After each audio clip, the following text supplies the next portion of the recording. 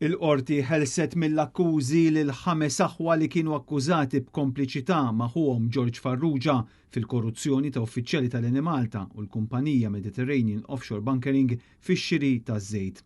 Il-każ kien spiċċa iddawwar f'ballun politiku mill-Labour biex jattakka lil Partit Nazzjonalista, iżda issa l-qorti kkonkludiet illi ma sabet ebda provi fil-konfront tal-aħwa Farrugia.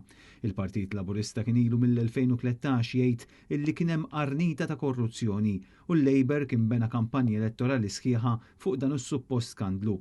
Iżda llum 13-il sena wara il-qorti ddikjarat li ma kien hemm ebda provi kontra dawk implikati.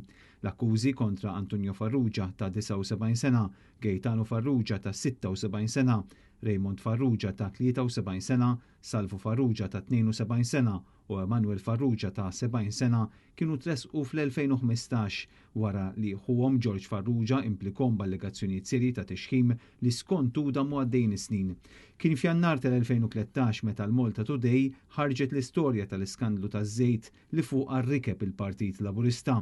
Emails u dokumenti bankarji kienu juru li n-negozjant George Farrugia kien lab part importanti fid-deċiżjonijiet maħuda mill-Enemalta xiri taż-żejt, iżda tul is-snin ma kien hemm ebda prova ta' korruzzjoni jew tixħim.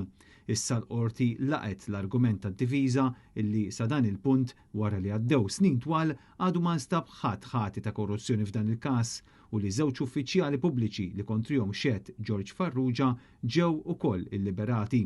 Finalment il-qorti ħalset lil 5 aħwa mill-akkużi u rrevokat il-mandat ta' sekwestru fuq flushom u l-proprjetà tagħhom illi kien ġie ordnat 11-il sena ilu. L-avukati David Farrugia Sacco u Joe Giglio deru għall-akkużati.